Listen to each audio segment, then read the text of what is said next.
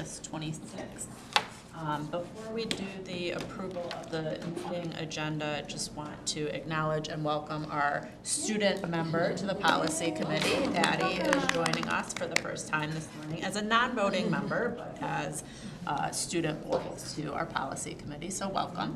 And then not an unfamiliar face, but we have Sabrina Nail, whose position with us has changed a little bit to be able to be on, and still has ombuds hat as well, but Sabrina will be joining us regularly for our policy committee meetings as well. So, and then everybody else here is always here. Yes, so we'll move on to 1.02, approval of the August 26, 2026 meeting agenda. Do I have a motion? Agenda. Second. All those in favor? All three voting members of the committee.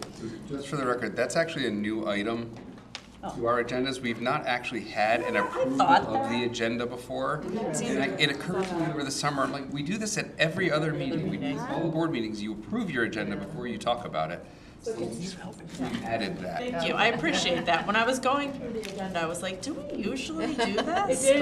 But I thought that too. So okay. That is new. here we are Now, now. minutes, we're going to come to minutes, and that's Yeah. something as like PTA, I never had a motion. It was just, are there any additions or corrections? Then they stand approved. But I noticed the board, to be official, open meetings, that we always do motions. We always did a motion for our minutes. Yeah, we didn't. All right. By Robert's We'll do rules, a- you don't right, have we'll to. we'll move on to 1.03, approval of the June 24th, which was our last policy committee meeting, meeting minutes. Do I have a motion? Move to approve those minutes. Well, second. Figured All we'd those look in favor? All right. It is approved unanimously. 1.04 is public comment. We do not appear to have any public present with us today, so we will move right on to our first policy, 1.05, policy 405. Policy 405 is our graduation policy. This was last revised in November of 2025. It's back again because it requires annual review. We're trying to get this on the agenda early each year so we can get this through and approved and have our seniors know what it is that's expected of them in order to actually achieve graduation. The proposed edits to this policy are relatively modest. We are proposing to replace the term, the definition for GED with high school equivalency test. Frankly, GED is a brand.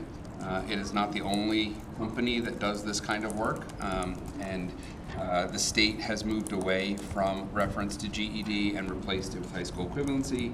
So we are proposing to do the same.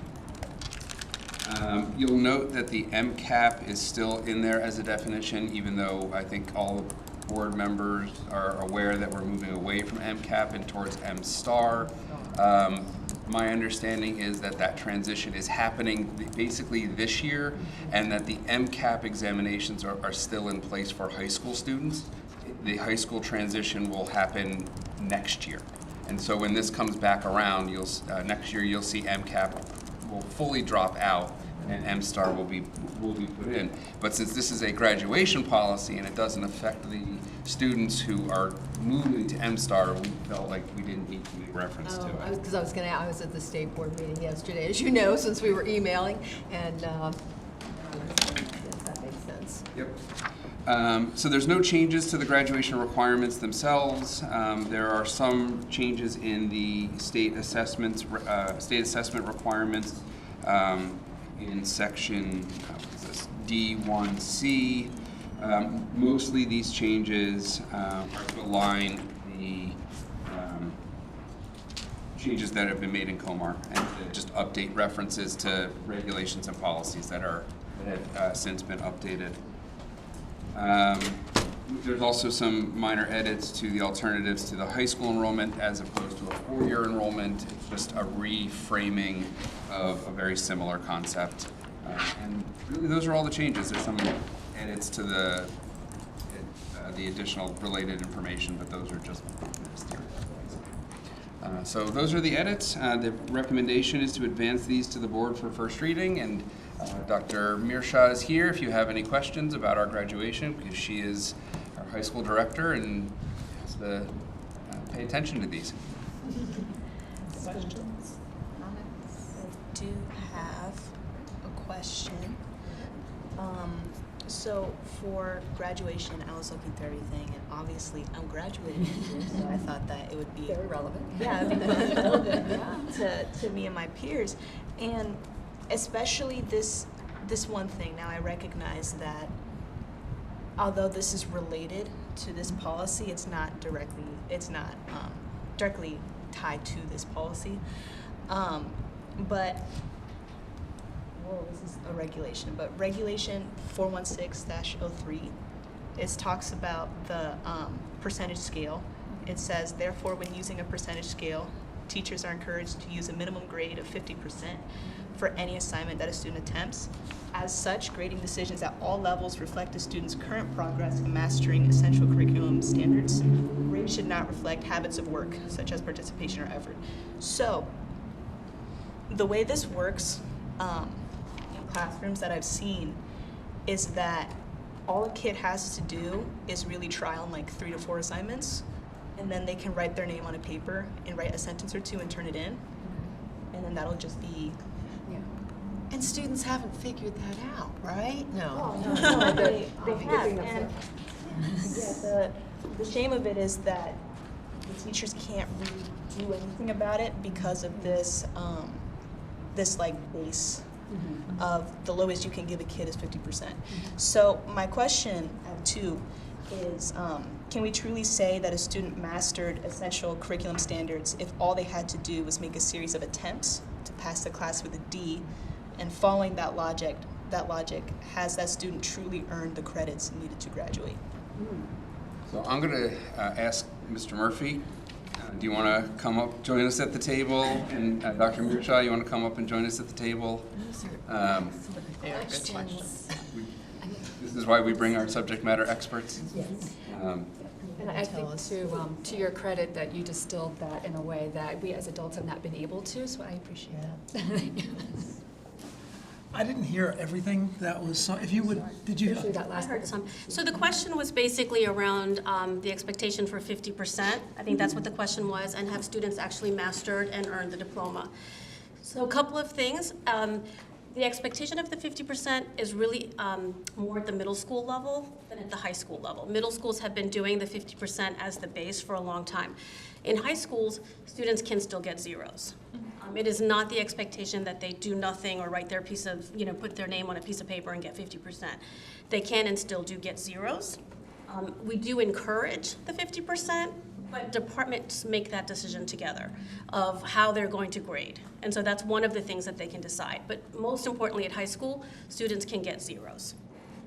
If a department has decided that they're going to implement the 50% expectation, that's a decision that they made as a team with all of the teachers on board with it for, specific reasons. One of the things we've seen is that students can get to a point where if they're getting 0 after 0 after 0, they get into a hole so deep that they cannot get out. And then they lose all of their motivation. And so that is the purpose of the 50%. The research says that keeps kids close enough to passing that they may still put forth some effort and try. But we do have standards-based grading. Teachers are supposed to grade. The grade should reflect what you know and can do in the content of the curriculum. The grade should not be tied to, I just put my name on a piece of paper and I got 50% and the term is over and I passed. So teachers are aware of that. Mr. Murphy can talk about some of our grading and reporting practices and directions that we provide teachers, but I want to clarify for high school, standards-based, students can get a 0, and teams make the decision. So departments at schools can decide about their reassessment practices, their reteaching practices, the rubrics that they use, and if they're going to adhere to 50% or not. But it is not a directive that they must. I'll just add to kind of summarize, we do believe there's a big difference between a student that does no work, makes no attempt, and that student who studies really hard and bombs a test. Because when that happens, and there's a grade below 50, it excessively skews the grade downward so much that it becomes hard to recover. So the passing grades are all in increments of 10, 60 to 70, 70 to 80, 80 to 90. The failing grade is increments of 0 to 59. So mathematically, one grade excessively skews downward, which is another reason why the 50% is established as a baseline.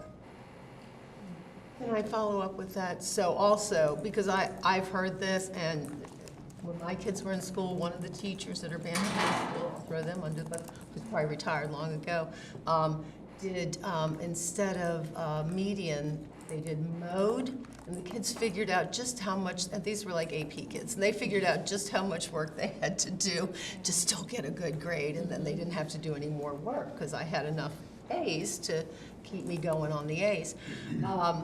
But I'm sitting here doing the math. If all you ever turn in is a 50% paper, that's still enough.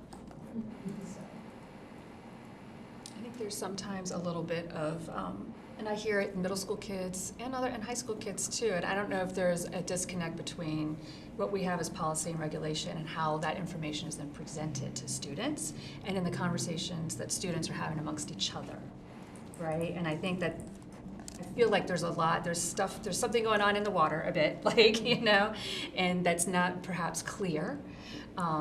And folks too, if they're like finding themselves, they thought they could get away with doing that, right?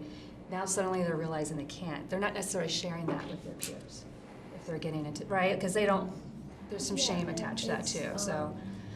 Thank you for answering Yeah. questions, because that really is just the purpose of it. Like, Yeah. just asking questions about these regulations, because these policies and the regulations that correspond to them, your average layman is not reading these. You know what I mean? Yeah, exactly. We're not reading these. So when I read that and then I tried to connect it with what I've seen, teachers, from what I've observed, talk about these things as if there's nothing they can do. It's completely out of their hands. There's nothing they can do. And man, like, I know this kid, like, he doesn't know what's going on, but there's not much else I can do about it. So that's why I came to the conclusion that it was like, well, maybe it's just how it is. Okay. And that's an interesting point though, that if the teacher is seeing a kid struggling, knows they can do more, and is feeling disempowered in some way. And that may not be the grading policy, that could be something else. But it's good to know, it's good for Dr. Mearshaw to understand, like, where is that happening? And is there something in that building that we could support, that would help support the teacher in helping the student? Some of the things we do, Mr. Murphy and I work together on grading and reporting, and so we have some documents that we share with principals that they also then share with teachers that really spell this out. It is complicated. When you think about all of our policies, all of our regulations, and then all of the accompanying other documents that we share with teachers, it can be information overload. The one thing I learned today is our new SMOB is going to keep me on my toes, because we're here for policy 405, and I had to dig into our regulation and grading and reporting, because that's where you went. And so we're going to be on top of it, make sure we answer your questions. But we do share a lot of information. I think it's important, when you say a teacher says, right? Questions that come to my mind, is that a new teacher? Is that a veteran teacher? Is this someone new to the school system? Maybe they're coming from another system and the grading rules were different. What communication did that teacher get? What communication did their department chair provide, their principal, their assistant principal? Do they need some guidance?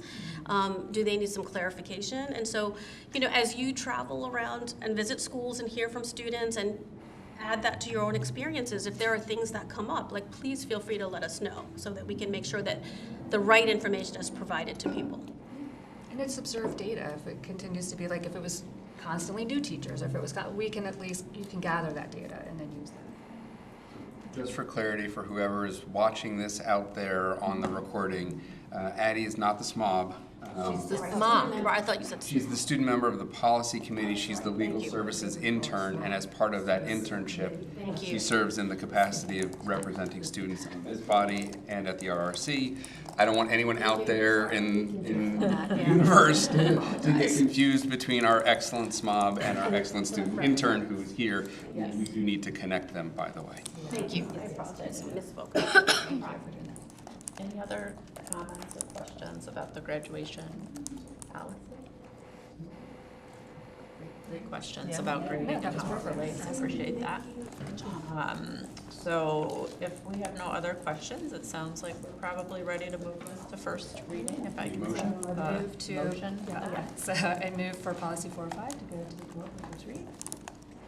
Oh, second, sorry. I was just saying you could make the motion too. That's but- true. Yeah, I could. second. All right, all those in favor? All right, that's all of us. Thank you. So we anticipate this is scheduled for first reading before the board on September 23rd. Okay, excellent. Thank you.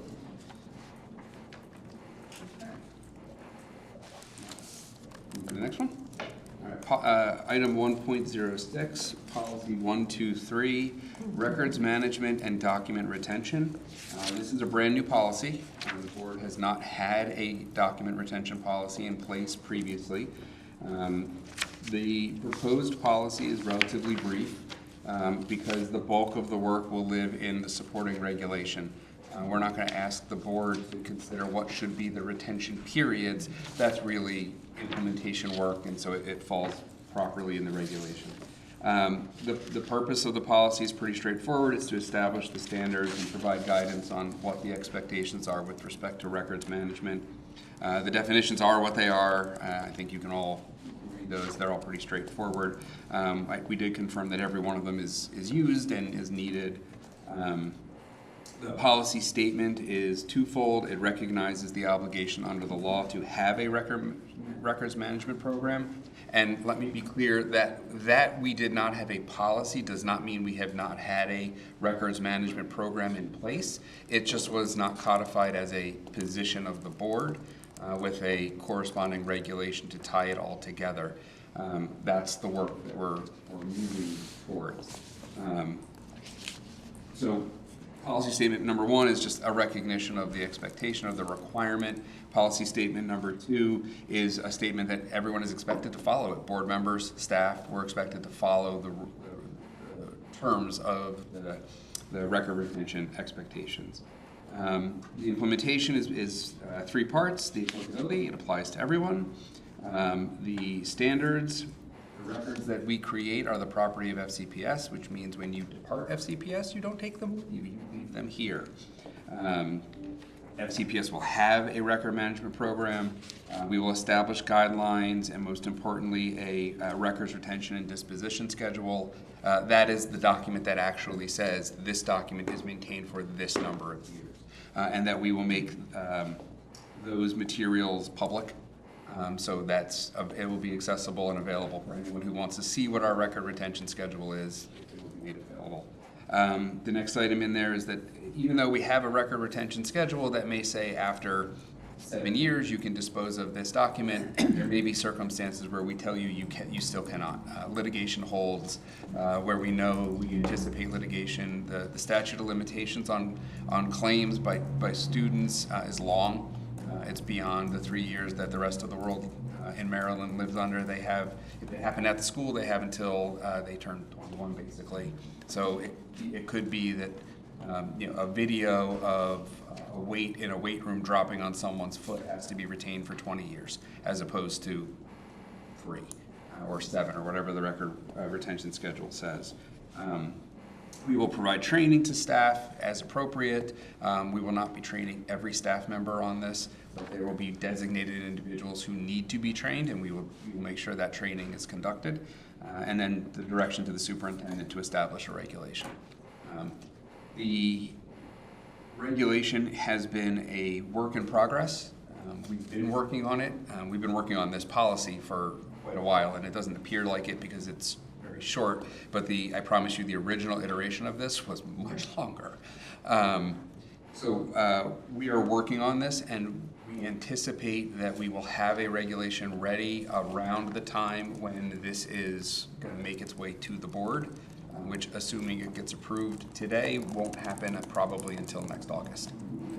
Because we're already scheduled out for policies that got reviewed and approved by the policy committee last year. We've scheduled all of them. We actually have some that we still haven't gotten onto the schedule. So this is probably not going to happen until the start of next school year.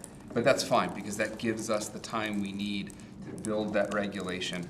It is not a simple thing, because every department was doing its own record retention, and we need to coordinate with everyone to make sure everyone's department's retention needs are being met. And there are particular requirements in some departments that we, outside of those departments, don't think about. accounting has very particular rules, for example, about record retention. We have to make sure we've given them time to look at it and coordinate their piece of it. So the long lead time for building the regulation is going to be helpful. We want to have that regulation out when the policy gets approved. We want them to tie together. So it's here now, but it's not. You're not going to see it again for another year. So the recommendation is to advance it to the board for first reading. So I'll make, oh, I'm sorry, do you No, want? I have a question about, so the PIA process is necessarily directly mentioned in here, although our regulation It'd be in the reg. is linked. Well, and I read the regulation, but I'm wondering if the policy should have a statement that we will follow the Comar requirements for PIA requests or something. Does say I think the existing reg, we haven't updated we've been working on the edits to the regs from what you've seen, probably. Well, we've updated the PIA regulation Right, that one we recently. have done. We've not created the document retention. You know, the concept of the Public Information Act and the record retention are obviously related, because record retention is going to tell us how long we have to keep those records that the public may be requesting. So we can certainly incorporate a third policy statement if that's the interest of the board, that says something to the effect of that records will of course be made available consistent with the MPIA, but the MPIA does not dictate record retention in any way. We're not required by the MPIA to keep records for any period of time. We just have to make them available, subject to the listed exceptions to disclosure, whatever the records that we're keeping. Yeah, I guess I was just wondering if there was another board policy someplace that references the PIA process. And one of the things that I was really thinking about was, because I went and read the regulation, was around the potential cost associated with requesting. It's more than 2 hours. Yeah, and that's not, I didn't see it specified in the regulation. It is on our website. Didn't say it is. It's referenced that we can charge, and that It is, is referenced, but it doesn't say how that charge is determined. because there's no one way to do it. It is the estimate of charges is based on who's doing the work, what position they hold, and what their hours are, how many hours they anticipate that they will need. So there's no magic formula that says for every hour it's going to be $1 or $10 or $500. If it's Dr. Sergo's time, that's going to be a different hourly cost than if it's Ms. Chesney's time, which is going to be a different hourly cost than my time. There's just no formula per se that we can provide. Can I also add on to that? So as someone that works and processes the MPIA, so we had this new system come in, Just FOIA. And so prior to that, we were manually reviewing emails, and the time that it took to do that was significantly longer than once we got this system in place. So that's just an example of how the costs can change once we have new technology coming in. And then, as Mr. Blivin said, who's reviewing the records? We've had public affairs now come in to take on that body of work with Michelle, Associate General Counsel, Michelle Pica in our office, and me supporting them now. So there's those differences as well. Yeah. I'm really just highlighting this because it's come up as a recent issue that I've heard from community members around the cost, and so I don't know if you do the work. Right. Correct, but correct. And that's actually the flip side of the estimate. It's what is being asked. Yeah. If you ask for every email that references the word harassment, and that's it, you're asking us to search 8,000 employee emails over an undefined period of time for a word that is commonly used, not because there's necessarily a harassment complaint, but because there could be a communication from the principal saying, hey, don't forget, we have a bullying and harassment form in case you need it. Well, guess what? That email is going to get caught, right? You need to read everything, Right. if it's thousands and thousands of documents. And we try and work with individuals who make requests to narrow the scope. I mean, do you need every time the word harassment, or do you only need it for the last year? Do you only need it for a particular feeder pattern or a particular school? How can we focus your request? And we work with our community to do that. to help bring that cost down and if we can, eliminate it. And we have been very successful. You get to hear about the people who are unhappy because they've not been able to narrow that. But as Ms. Chesney could come to the table and tell you about the countless number that we have been able to narrow down, and we have been able to get them records in less than the 2 hours, so it's cost them nothing.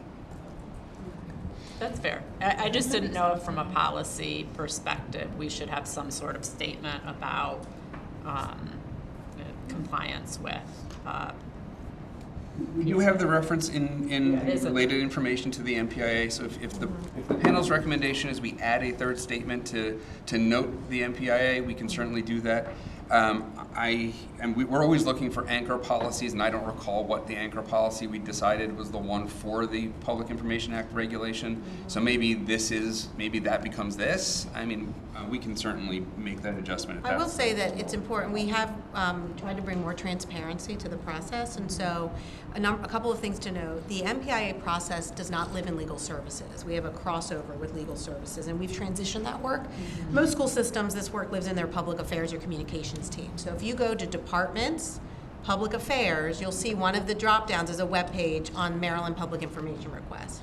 And what we've done is we've created this web page that sort of front faces all that regulatory and policy language, so it explains how to submit a request. And there's a sort of other things, what happens before the request, during the request. There's a section on fees. There's a section on how to check the status of your request. And so there is a public-facing page that we would also point people to bring some transparency to that. Because I think prior to that, it was just we had a link of how to submit one. And so now there's a lot of language there that people can look at. Unfortunately, interestingly, and I just want to mention this, one of the things that public school systems are confronting right now is some abuse of the MPIA process by vendors. That's right. Vendors. So one of the things that there's been some conversation about across the state is, so what happens is you don't get a bid, and you MPIA all of the stuff. And so a lot of our largest requests are like data mining requests. They're not actually from individuals, they're from organizations, they're from people who want to sort of look behind the curtain and understand. They're looking for all kinds of competitive bid information, which is fine, they're entitled to do that. But I want to underscore that the majority of the requests we get are like data farming requests for information and things. We get some from individuals who are interested in things. And obviously a lot of the personnel record stuff is not permissible, so sometimes we get requests for that, but a lot of it is these like big, massive requests from vendors. The ones that take the most time typically are ones like that. Yeah. We do get a lot from individuals, and some of them are, my favorite one of all time is the parent who put in a request asking for the video of her daughter kissing a boy. She was interested. She was interested, yeah. And we had to go back to her and say, well, can you tell us approximately when? Can you tell us what school? Picture what she looks like. I mean, we follow up on every one of those requests with the same attention and detail, so. Did you narrow it down? Now Ms. Chesney, do you recall? 'Cause I think we did, but I think it took place in a hallway where the video was not able to show it, so. Because the kids are smart and they know where the cameras are too. They know where the cameras are. So if Ms. Yoho and Ms. Monier are okay with it, I would like just some statement, under the policy statement about the board. I don't care exactly what it says or how it's framed, but that we follow the MPIA process, or we. I kind of feel like it's got state law in Right. number Well, one. and then it's referenced, like the regulation and MPIA. Yeah, I kind of is feel like referenced it's in the under- additional. It's under C1, but we Information. could say to include, not limited to, but to include FERPA and NPIA. That's a federal and a state, right, that people are, Sure. maybe, That would be then that fine, would just too. make it succinct to one, right, perhaps? I would just some reference Yeah, in the body yes. of the policy, Yeah. I think would be good. Yeah, and I would say, I'm good with the succinct, but if you feel a pull out, an extra one to draw, Yeah, whichever. whichever you Yeah. think the better language is, it doesn't hurt. Wordsmith it. You do, yeah. It is, do we know who the state archivist is right now? I was just interested that this I has was to be very curious about approved that. by the state archivist. Yes, the policy, the record retention disposition schedule does have to be submitted to the state archivist. We do currently have a records retention schedule, but it's from like 1970.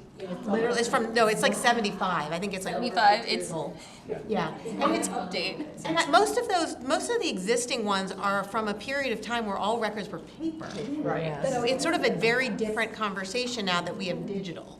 And so, yeah, we've been working on the regulation, and there's lots of questions and discussion about, Because you know, digital what does records. records retention mean, and, you know, in what context, and then the crosswalk with PIA versus also like litigation holds, and there's lots of different places where retrieval is important. And it came up also as it relates to the conversation we've had with the public around the cameras and the retention of video. So all of that's gonna live inside of this regulation. All the different records, video, email. I know they're like, Well, and digital records do deteriorate as well. It's not like they're forever and deemed forever. You have to store them, there's a cost, right? There's the cost too. I think sometimes folks think if it's digital, it's forever. Yeah. It's not. Interesting. Okay. It's not though. Okay. yeah. All right. I So, agree. So did we make a motion to No, move? 'cause I Okay. cut you off. I made a motion. Oh, okay, that's right, I started to, bring me did. back. Go ahead. Yeah, so I move that we send it to the full board for first reading. Second. All those in favor?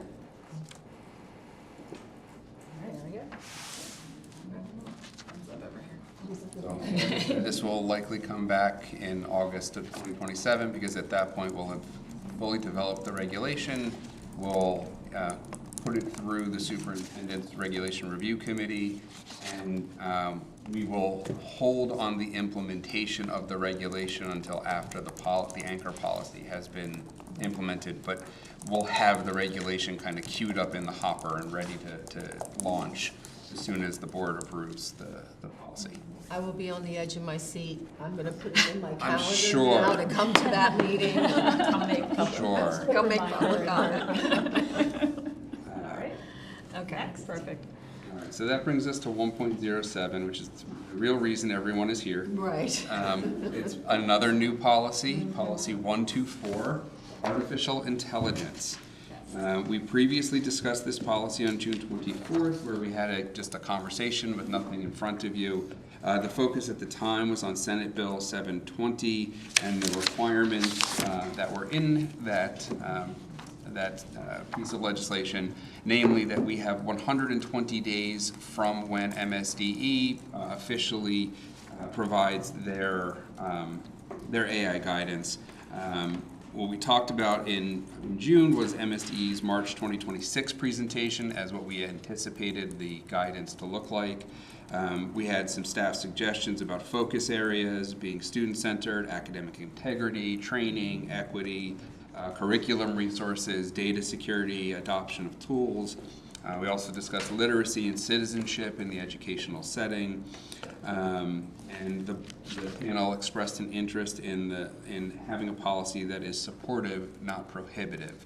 As it happens, that was June 24th. On June 25th, MSD issued their guidance, and our 120 days started. Excellent of our time. So the timing was very good. Because of that, we must have a policy in place by October 22nd. That is the 120 days. Mr. Murphy has joined us at the table, and he's really our subject matter expert on artificial intelligence. So I'll actually let you walk us through the policy, because you're going to have a lot more to say than me just saying, yeah, it's there. Well, disclaimer, I'm still not the subject matter expert, because this is so rapidly changing in technology, but I am really out of curriculum instruction, serving as a lead for FCPS alongside our partners in technology. So based on the conversation at the last policy committee and the guidance from MSDE, they also provided a model policy that's helped us, that's aligned to their guidance. So you have some definitions there when we say academic integrity, when we define AI, when we define AI literacy, as well as data security, which is also aligned to some other policies we have. In the policy statements, this is where we really tried to capture our conversation from last time. The number one, the fact that AI is here, it's part of our world, and it's our job to prepare students to enter that world. Number two, that we recognize that there's potential, but we also understand the risks and need to address them. Number 3, that humans will always be at the center of everything we do in education. And number 4, that we must really make sure that any AI use has educational goals and that we're protecting our students' safety and privacy, as well as supporting them in advancing academic integrity. So those were the policy statements that have been drafted for you. In de-implementation, this is going to all come out in a regulation. So we will be working on a regulation simultaneously, so it can also be published right on the heels of a policy. Really very much aligned to the MSDE guidance that we've been given, which is organized in these areas. So this outline that you have in 1B in terms of implementation is very much aligned to the major buckets in the MSDE guidance that will help us organize a regulation around.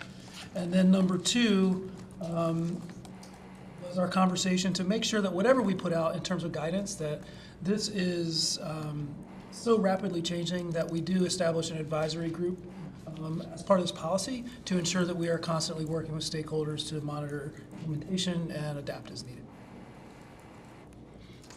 So the recommendation is to advance it to the board. Assuming it gets approved for first reading today, it is already on the schedule for first reading at the September 9th board meeting, and for second reading on the September 23rd board meeting. That allows us to ensure we have a policy in place in accordance with the requirements of the 120 days. The regulation that Mr. Murphy was referencing, which I know he's been working very diligently and very hard on, is scheduled for presentation to the Regulation Review Committee on October 22nd. So we are anticipating that that regulation will be approved on the day that we have to have something fully and finally in place by, and that Ms. Chesney will be frantically finalizing whatever the outcome of that is and getting it uploaded to our website that day so we can make sure we're in compliance with the state law. Is the law that we have a policy and regulation in place, or just policy? But we want to cover ourselves to make sure that we're... So the law uses policy with a little p, not policy with a big P. We will have a policy in place. My angst is that the state will look at our policy and say, well, your policy doesn't really say anything, and where's the rest of it? And that's the regulation. And so, we've just worked. Mr. Murphy and his team have worked very hard to make sure we're going to be able to meet that. So there's no question that we're not playing games. Oh, we've got a policy. Right. We're not playing games here. We're trying to achieve the important work that this accomplishes. So one of the things I was just now looking for that I hadn't thought to look for before, because I did look at this document and MSDE's guidance, and I like their conclusion, and I see a lot of the same terminology, obviously why we write, and when they're the ones who are going to look at it, obviously, using that same language. But and I like the idea of the committee for the superintendent to form that. Is there any thought to, I mean, a policy can be brought back at any time, I understand that, but since this is so new, we're getting it out so fast, like a review cycle kind of built in, at least in the beginning? And I don't want to say annually, but as needed, or, something so it's understood that. Probably not for the policy, more so for the regs, perhaps, I would think, right? We have That's true. done. We have done more regular refresh reviews. I'm checking now because I think it's in there. Our personal mobile device, when we created that policy, a year ago, we did include that it would be reviewed biennially, so every other year. So, there's certainly room if you want to do that. We have certain policies that we're required to review outside of our schedule because they're required by either COMAR or by statute. Today, graduation is one of those, right? We don't want to overload ourselves with out-of-cycle reviews, but at the same time, you're not wrong that the world changes very rapidly in terms of technology. And so if you want us to set it for a 3-year cycle, so it's not every 6, that would the rhythm would still work, I think. My opinion on this policy in particular is that the policy is broad enough that it really captures what we as a board would want to see, and the regulation sounds like it's going to be much more specific, which I think that's where it should live. And can probably be reviewed more regularly, or if something changes, it can. We have a lot more flexibility to our regulation update process. So in addition to doing just technical amendments like we can do on policies, so a technical amendment, if COMAR comes down and says you must include X in your policy or in your regulation, there's no discussion about that. We're just going to insert it and move on. We have the Regulation Review Committee. We've also started moving regulations just through Cabinet. And the regulations that go directly through Cabinet tend to be ones that are not student or staff in the schools focused. So this is one that may or may not be appropriate for Cabinet, but that is now a vehicle if we need to make a quick change and we don't have a Regulation Review Committee coming up. So we skip December, let's say the day after our November meeting, something comes up and we don't want to wait 2 months rather than trying to convene another RRC, we can do the work and get it in front of Cabinet and then report back to the RRC after that, hey, I want you to know we made this change. If you want to have discussion about it, we can do that. So we've created a lot of flexibility in the regulation process. Yeah, well, and I think that I really also like the advisory group, because that is something that can organically provide feedback in a way that doesn't necessarily need to come to policy to be implemented. Well, I was going to suggest maybe in number 2 there about the advisory, that was the intent, but maybe we add a verb like advise, monitor, and recommend adjustments to implementation. So it's not just monitoring, but it's making recommendations for improvement. I like that, because that's asking them for a call to action. Like, what is your, And I feel like when you're saying if things change, I feel like the state's gonna be, you know, the MSDE and, or legislation or whatever, that they're gonna be making changes that we're gonna have to make. So it's probably, but I like that language. Yeah, I appreciate the brevity of this, actually, because Yeah, I I know. I was like, AI. I was hoping you would. It's like, Yeah, 4 it is. pages? That's manageable.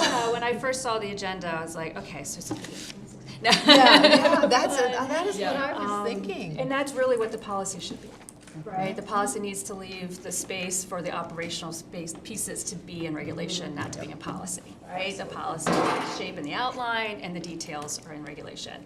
So I appreciate the brevity of that. And yeah, I can also appreciate how difficult it was to edit to get to that. You know, like, and then I should have reviewed the MSDE guideline. It had been a long time ago that I did, and then I should have done it again, because I was curious about the definition for bias, because I'm used to hearing bias used in, we talk about our, just social emotional interactions, right? And that sort of thing, where we're talking about how we're presenting material in our classrooms. Not as much talking about bias in terms of our technology, and specifically when we're talking about AI, it tends to be about algorithmic bias. And so I wasn't sure if it might be prudent to maybe just clarify when we're talking about bias in this context, anybody who's a layperson reading it, that if we say algorithmic bias or something along those lines, to just, or putting it in the definition that it's, we're not talking about bias in the social emotional sense of it or in the we're talking about it like this is baked in, and we're talking about systemic bias, it's baked into the, it's baked into this, to the technology itself. Does that make sense? It's a different way of how we, and so I was sure, is that how they defined bias, and was that in the MSDE policy? I'm trying to find a definition from MSD. It was in On it. page 7 Okay. of the guidance that was issued, be aware of bias. There's a section on equity. Yeah, and I'd still ask them to, I would ask them to clarify, just because it's, I want to still also maintain bias as just a word that we use in other contexts, like when it starts to take on too many definitions, it starts to lose its meaning to a certain extent, right?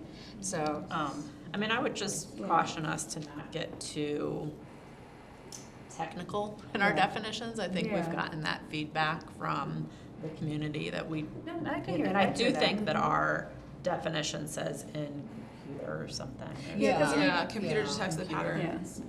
And I guess because of, Yeah.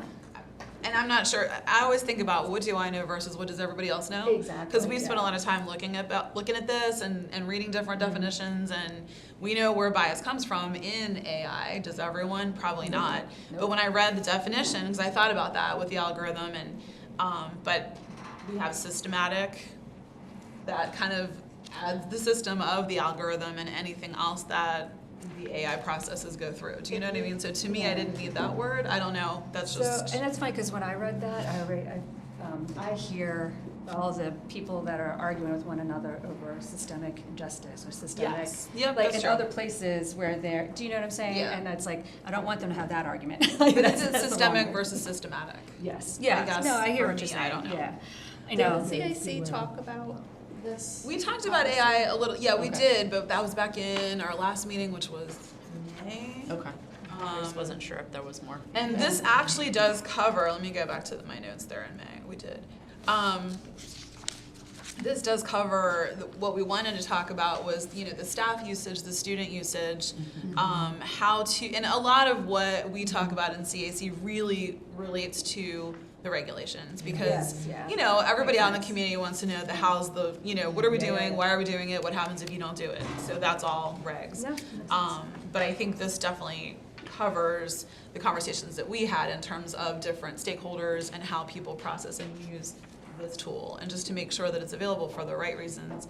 This really does outline that the vision, our vision is, this is how we will use it, and that's it. And so I think it'll be interesting to see how the regulations kind of lay that out for everyone too. No, it will be. Yeah. I guess when I saw unwanted unfairness, which was not a phrase I have seen before necessarily. That is a different. And then it made me think, it made me look at bias. Unfairness? Wow. I never want unfairness. Yes, Yes. a big was strange sister for to me. their little brother. I'm just. Yeah, right, the phrase, that, once I read that phrase, the rest of that definition didn't really mean anything to me. You're like, stop, I'm not. My brain was like, that's, So I'm not getting a clear consensus in changing bias to algorithmic bias. I And- hear some hesitancy from the rest of the yeah, panel. I understand that, yeah. Okay, so just And then for also. notes so we know what we have to do. Read too, so there's other opportunities to do that, That's true. yeah. It will be back for first read in 2 weeks. Exactly, exactly. Right, that's. We're pushing this through very quickly. And Absolutely. page 6 of the guidance has a whole paragraph of be aware of bias. So Did they use the phrase unwanted unfair? No. they do not. That I see. Biased and inequitable. Yeah. Yeah, that was that one. And then I So think, that's kind of outwardly, but then it goes into the automation bias further increases the risk of uncritical reliance. It's slightly different from, yeah. yeah. But it's very technical, in my opinion, what's in the MSD. I mean, more technical. I think this breaks down a little bit easier for just anybody who wants to, parents are gonna say, oh, well, let me read the policy on that. And you can read it and kind of understand what we're trying to explain. Okay, I mean, I guess this is how my brain was working when I was reading this, because then on number 5, under data security, to protect FCPS's confidential information's confidentiality.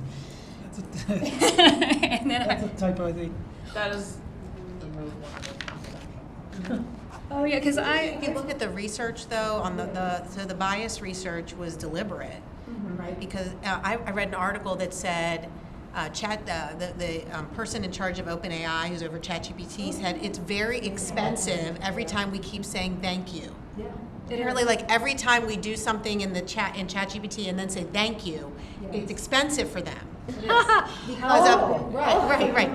But the idea is that the training, the model's been trained to be people pleasing because it generates additional use. Like, that's a great idea, Yes. like, oh, I hadn't thought of that. Thank you for raising that. So it's been trained to agree with us. Yes. And so you actually have to prompt it to say, please do not agree with me. Challenge my thinking, because the training model is about being agreeable. So I think that's the spirit of this. The bias is like, I didn't ask you to tell me my ideas were good. It's not just that, though. They've actually figured out how to hack it to not be so agreeable. Oh, is that By right? giving it what seemed like objective consideration. So a favorite, I was just reading this article yesterday.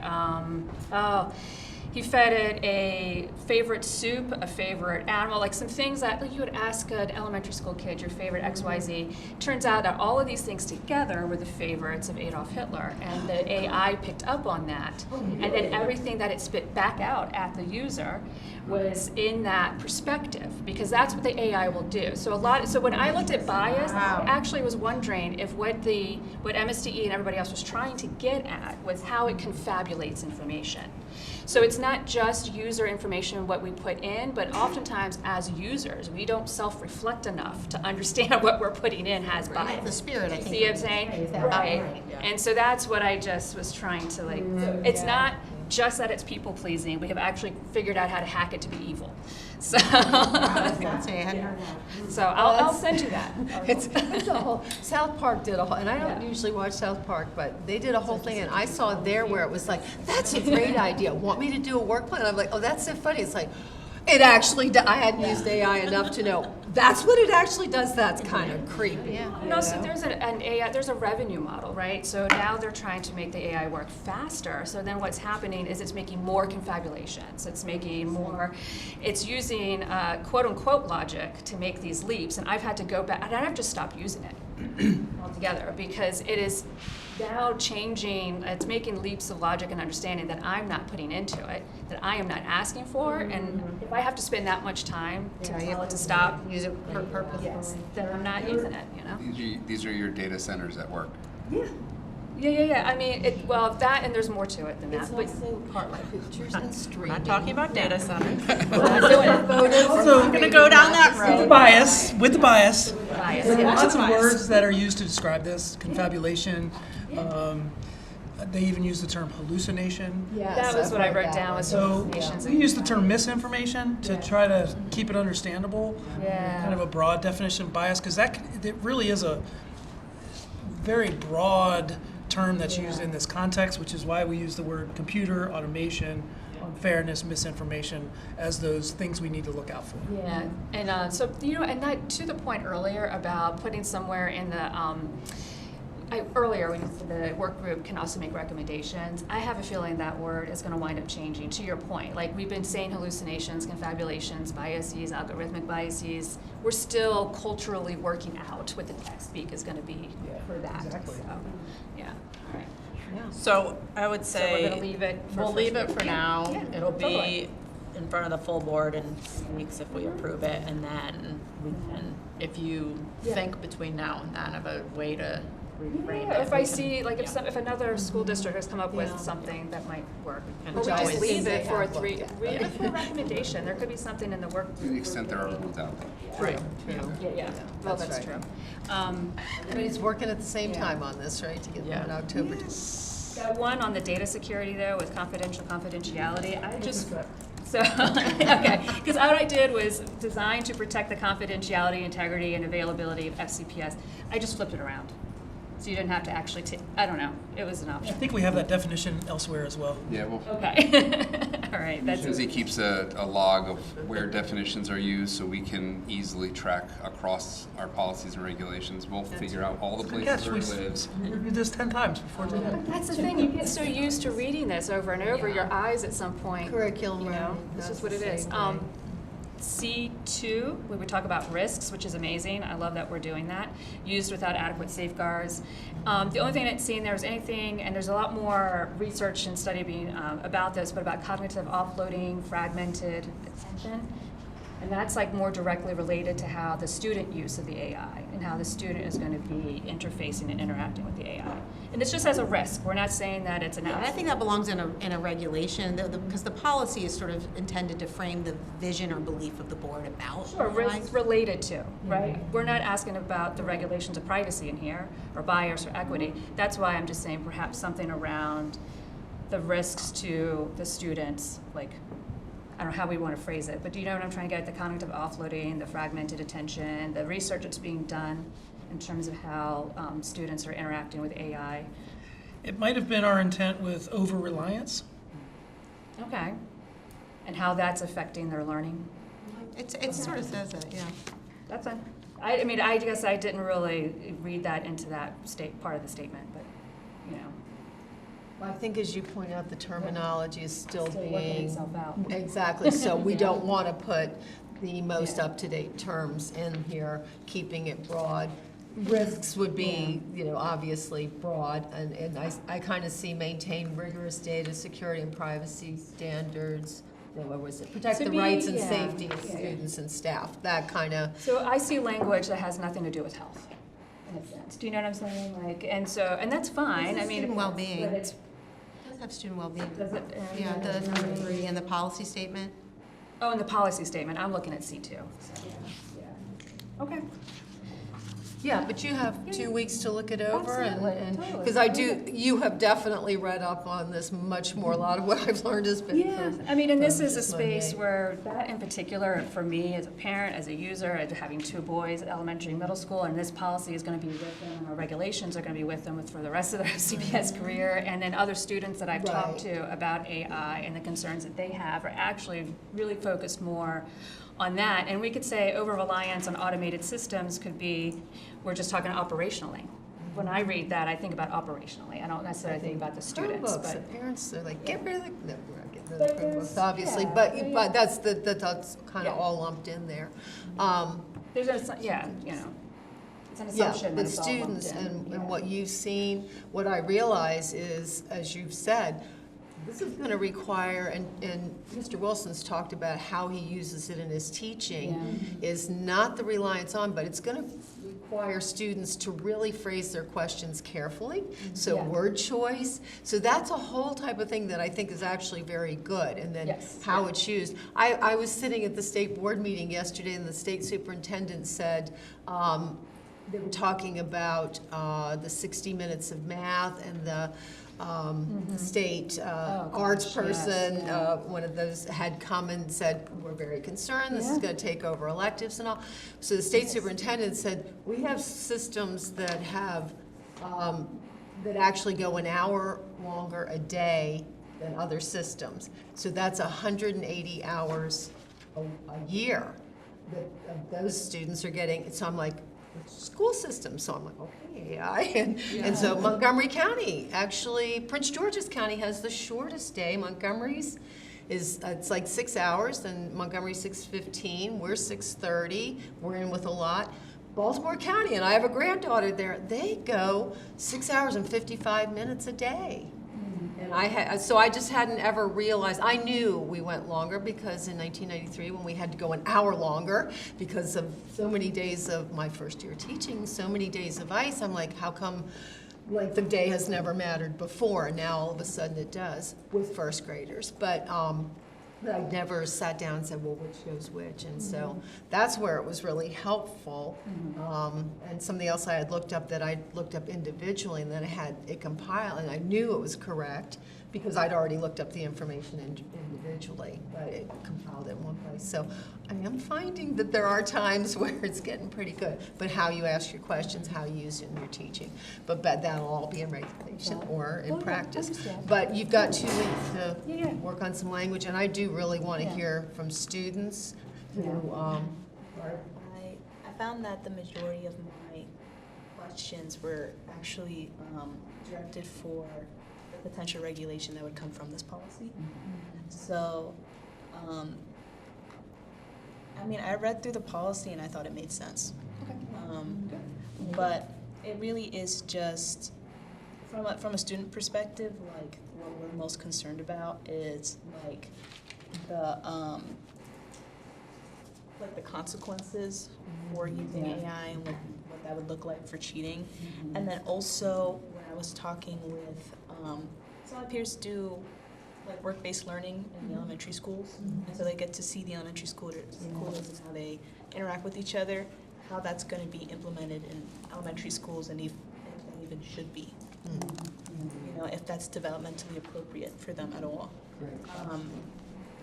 It's that, and like, for teachers, it's also been the question of, okay, am I expected to like, to test or assign my students things on AI, how to address AI correctly, how to ask AI things correctly, things like that are just gonna be addressed in regulation. Have you seen the student module yet? There's like a 7-minute video that's going to be played at the beginning of the school year. As an example, we. That's actually supposed to be today. Okay. As an example, we covered this topic with all teachers at our annual curriculum day, and we produced basically a 7-minute module that every secondary student, not elementary, every secondary student is going to watch here in the first month of school. That really starts to do that. It's obviously the entry point. This is gonna be ongoing work, obviously, but it's the entry point of not being silent on this topic. That we're not gonna ignore that you may be using it to do your homework. So what does it mean? And how can teachers be really explicit about it? And how can students understand, what's the range of ways that it can be used appropriately and when it shouldn't be? So this is exactly the kind of thing that will surface in the regulation. As an example of the next steps that are going to be happening quickly. Can I request that when this comes to the board and on the agenda, there's a link to that module that we can watch so that we can get that visual, like this is how this is being implemented, this is how we're talking about it, I just think it helps to give us context a little bit, and for me, it would help to give me context to how this is the wording and the link. Does that make sense? It might be better to share that with the board because I think that might deviate from our policy review process. That's fine, yeah. But just a way to share that, either an email. In support of the conversation. Exactly. I'm not sure if you have access to curriculum now. Oh, yeah, all of that, yeah. But And I'd like to understand the AI bits on Schoology that I see that I'm like, what is that supposed to do? On the sidebar there, on the left side. I don't know about that one. I'll have to follow up on that. But we have some places where these resources are now housed that we can share with you outside of the next meeting. Yeah, perfect. No, that'd be great. I appreciate that. I was just rereading number 3, and you had said something about wanting to hear more health language in there. What if we just added human relationships, professional experience, and student health and well-being, or you just added that word? Do you know what I mean? Like, Yeah. something in there to kind of pull that out a little bit. Yeah, and I think too, I think well-being, we think about mental health and stuff, but when we talk about fragmented attention and cognitive offloading, that's also like how it's affecting our ability to think critically. Yeah. And to problem solve, right? And when we talk about, this is a great point, is there gonna be any AI in primary? And there shouldn't be, because developmentally, the brains are not ready for that. Correct. And we need their brains to develop in a different way, Yeah. so that they're ready for education, they can access their learning, they can access critical thinking and problem solving, right? So, I would be good with that. We could maybe That was expand a that. thought. but I don't know. I know we've got Yeah. a couple weeks before the board meeting, And so that's you a can. good point now. But if you wanted to highlight that out, Yeah, no, because I that's think a good some of those other things you could say that those are also, symptoms or whatever of excessive device usage. You're It scrolling on TikTok all day or It whatever. is, All of that fragments your attention and. If one more adult says, "Hi, I have ADHD," I'm like, I know, everyone does. Let's move on. Let's just focus on what it is right now. I promise. I take 5 minutes.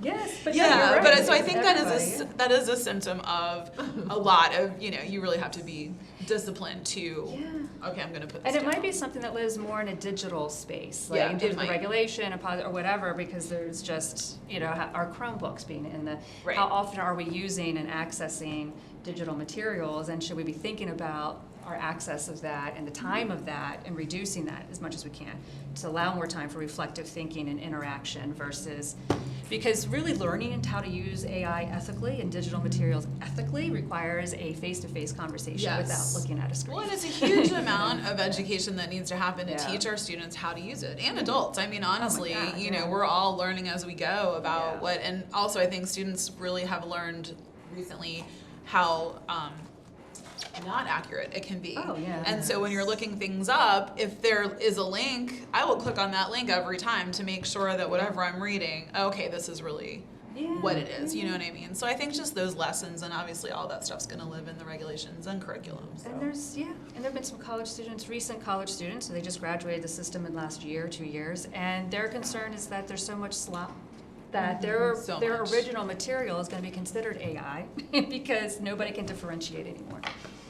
Yeah, So that's kind of, That's a problem I and some of my peers have had where certain words and phrases that are proper English are just being flagged as AI. Yeah. So I had friends that legitimately in their like AP Lit classes had to dumb down what they're saying and change around the grammar. Yeah, I heard that about the Oxford comma, that if Yes. you use the Oxford comma, it's going to be assumed that you've used AI. And it's like, Love the oh, Oxford. hello. M dash, which is like my favorite. I don't use it anymore because I'm like, and I love it. And I love the ellipsis and the, Yes, I yes. had told We my- use ellipsis all the time. We're gonna bring it back to the policy, because otherwise we could probably talk about Fragmented AI attention.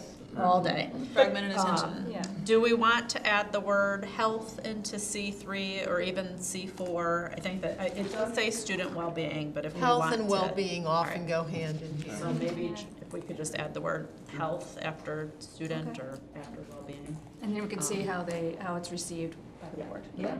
That'd work, okay. Are we good? Yeah, I think. I mean, as good as I know, right? And I will, when I give the policy Yeah. update today in the board meeting, I'm also gonna flag for all of the board members that this is a time-sensitive policy, so that they also hopefully take a significant amount of time to review before September 9th, and that way we can stay focused on our deadline. Yeah. The It's only a other two very things, brief policy, so it is brief. The conversation's not brief, but it's brief in a long time.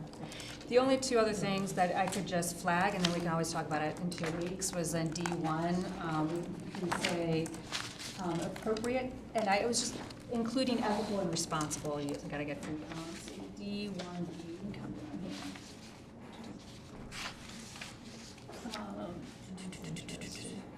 I know.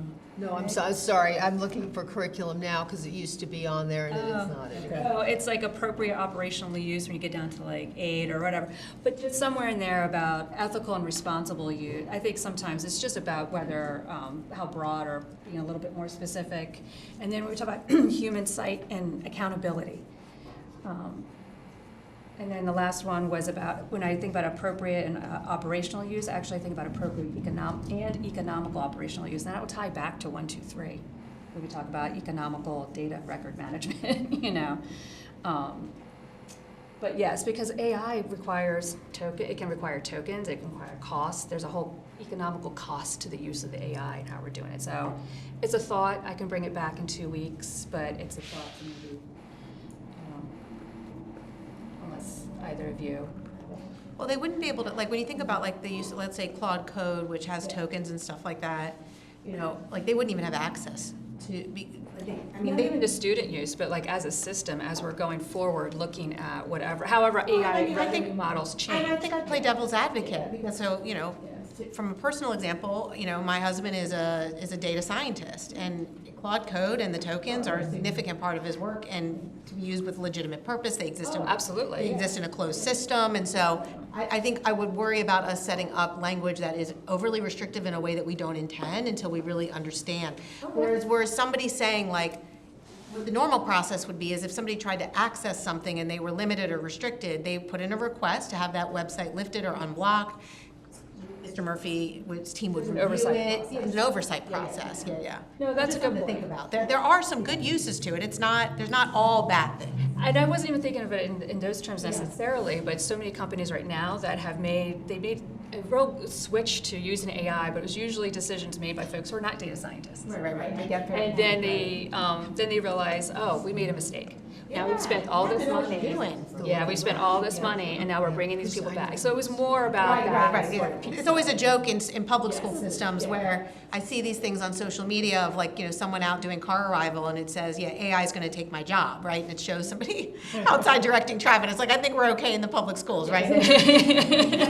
Right? We can't replace all of our educators. So, But they keep changing their economic models so rapidly, like who knows?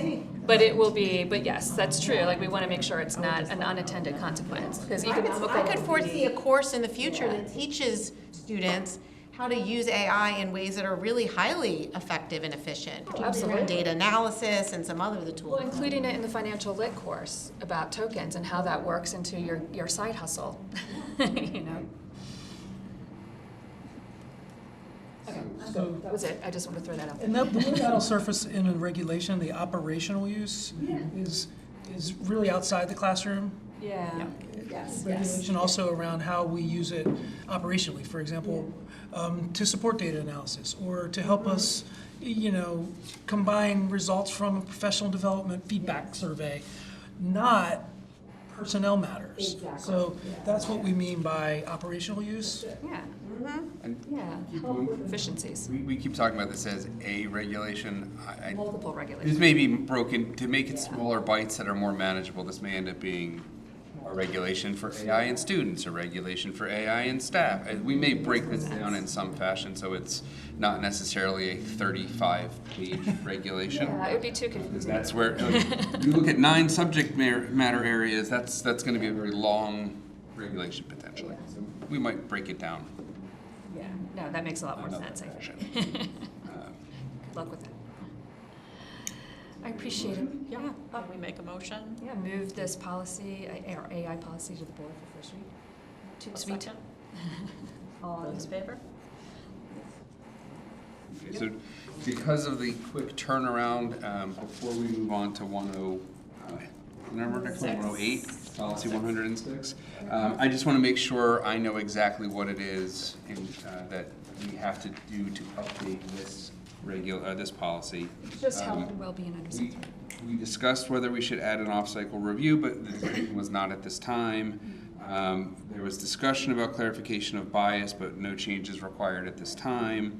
We are going to clean up the reference in B5 to confidentiality. We talked about adding risks referencing fragmented student attention but in C2, but we're not doing that at this time. In C3, we're adding health to and well-being, or health and well-being. We talked about the appropriate operational use, and that's really going to come out in the regulation, so no change required. In D2, we're going to add to the work of the advisory group that it's and recommend adjustments to this document. And then we talked about student and teacher experience, but those both are really addressed in regulation. So that recaps everything we talked about in a nice succinct place in the record for when Ms. Chesney goes back to figure out what she has to do. Excellent. To get this ready and out the door, because I believe our deadline to get this uploaded is like Friday. Thank you, I appreciate the work that y'all have done to get this together. Good work. Thank you, Emma. Thank you. So that brings us to item 1.08, policy 106, general powers and duties. This policy was implemented in 2003 and revised in 2017. It is presented today for information and discussion only. Staff is not here with any language to present. We're here to learn what your interest in how we will make revisions to this. Need some love. It definitely needs some love. I will tell you that the one interest that I know that staff has, because it's my interest, is clarification on 106.5 legal counsel. That section is going to be very different looking, much more extensive, and it's going to try and draw some more clear distinctions about the expectations for my office. Great idea. But other than that, which really, that is my interest, and I'm staff, so that counts. We want to hear from you what it is, what it is you're looking for out of this. That section gave me PTSD because I went back to when a board colleague filed an ethics complaint against me. And so anyway, I went through all that, relived all that, and I'm like, oh, so now what, but generally not anything in there. It would seem to make sense. Does MABE have, some of this is in statute, right? So does MABE have a governing document around core duties and responsibilities of the board that should be reflected here? I mean, I was wondering the same thing. Like, is there a policy that we could put this with that would make more sense rather than having it a separate policy? I mean, we have 101, which is organization of the board, We have 101. which I feel like should be. There's definitely some overlap between 101 and 106, and we've talked about in other contexts folding language in, and where does it live? Does it live in 101 or does it live in 106? And we decided it will live in 101. I mean, 100 as well. Governance of the schools, organization of the board, and general powers and duties all seem to overlap. So it could be that your direction to staff is decommission this, figure out where this would live in 100 or 101, and divide and conquer. Yeah, because I mean, the whole section on maintenance of the school system, I would recommend. Kind of like, Yeah. I mean, it's sort of, it's frankly, make sure you have enough people in central office, is one of the sections. It's interesting. Yeah. When are we reviewing 100? Because that hasn't been revised since, I know it's coming, but to me, it would make sense that, yeah, maybe we put this with that review. So 100 will come up on September 23rd. We will be looking at First reading? No, or Here. So maybe we should. yeah, I think So- that's a really good idea. Well, I was going to give you this, and when we get to the end of the meeting, because I give you the agenda for the next, well, I'll give it to you right now. The next policy committee's agenda is information, discussion, action on this policy. So we'll come back with 106 with recommendations or the recommendation to decommission. And then 100, governance of the school system, is on for information discussion. 101, organization of the board, is on for information discussion. And 400, systemic delegation of duties, is on because that's the decommission that we're folding into 100. If you recall, that was the one first and only policy that y'all kicked back at the board and sent back to policy committee, Ms. Gallagher. That doesn't happen.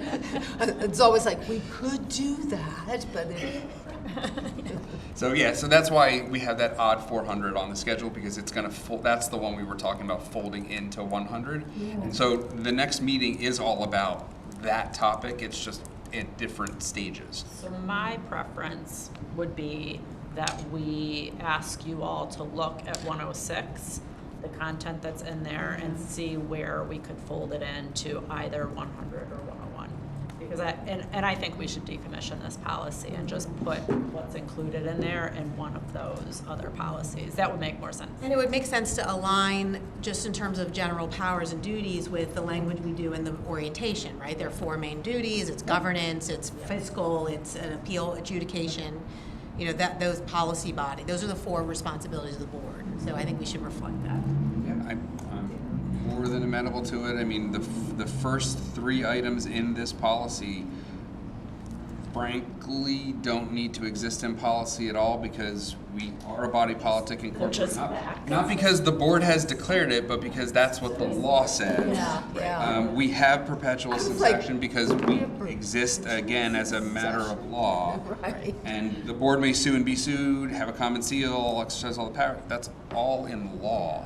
I mean, Yeah, so the only point would be, you said legal counsel's gonna be beefed up, where would that live best? and it could be that maybe instead of decommissioning, 106 becomes a legal counsel policy, which other systems do have policies that are specific to just legal Sounds like that counsel. would be a good idea for legal counsel. I think that might. Yeah. So maybe that's what you all look at, is whether this policy becomes just focused on the legal and the other languages. To just ensure the other language that needs to stay is covered in 100. We'll take your recommendation at the next meeting on. And that's why we do this discussion first, right? So we can have your direction and know what it is you want to see when we come back with something in writing. I find that we could get through our policies a lot faster in policy committee if we didn't do that, theoretically. But Asking for more revisions, so. well, we would be doing more. We would be doing, because we could bring you something A and you want B, and then we have to go back and do that. You've already spent 10 hours on it. Right. Yeah. No, we don't want to do that. Plus, we can't get through all of the policies at the board and keep pace with the policy committee, so. This is more efficient, and I appreciate that. Thank you. Yes. Always ready to call the question. So if that's the direction, then I think we've completed the discussion of 106. Yeah, this is not an action item, right? So. No, there's no action on this. It is just information discussion. Item 109 is the upcoming policy committee meeting. I went over this with you, but I'll do it again for you. I think I got them all, but just want to make sure. So it's, policy 106 is on for information discussion and action. Policy 100, 101, and 400 are on for information discussion. Got it.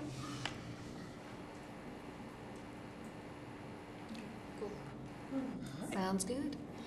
So that brings us to the end of our meeting. Good job, everybody. We will adjourn at 10:50 a.m. Thank you. Yeah, thank you.